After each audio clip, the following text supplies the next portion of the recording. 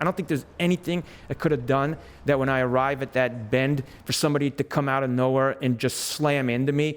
I don't think there's almost any way that I could have prevented it. On a summer day, the Schuylkill Trail is an organized chaos of pedestrians, scooters, and bikers. But Itamar Dreschler is focused on what he thinks doesn't belong there: powerful e-bikes. I'm not against all e-bikes. What's new is the proliferation of these bikes that basically look like motorcycles. When those things hit something, the damage is just way greater. Dreschler would know. He was riding on the river trail near Norristown in June when a merging biker slammed into him, knocking him unconscious. He woke up in the middle of the trail, seriously injured. I just felt like I'd been beaten with baseball bats. I mean, I just felt terrible.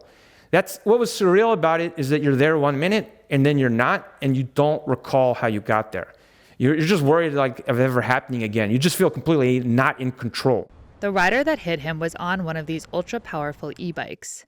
Dreschler suffered a fractured vertebra and partially dissected artery in his neck, which is now supported by a surgically implanted titanium plate.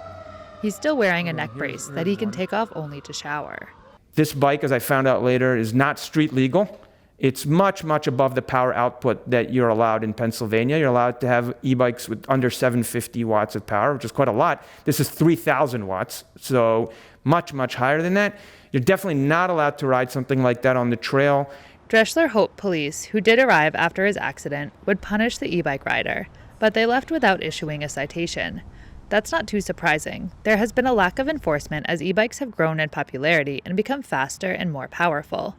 Norristown Police Captain Michael Bishop said his officers don't have a reliable way to determine if an e-bike is legal or not. It's also hard to track e-bike-related injuries, but emergency rooms across the country have reported increases. At Penn Medicine's Trauma Center, serious injuries to e-bike riders jumped from 8 in 2023 to 28 in 2024. They've already had 34 through July of 2025, according to Injury Prevention Coordinator Sonny Jackson. The numbers still pale in comparison to car crashes, but Dreschler says it's scary enough to keep him from biking on the trail until the issue is better managed.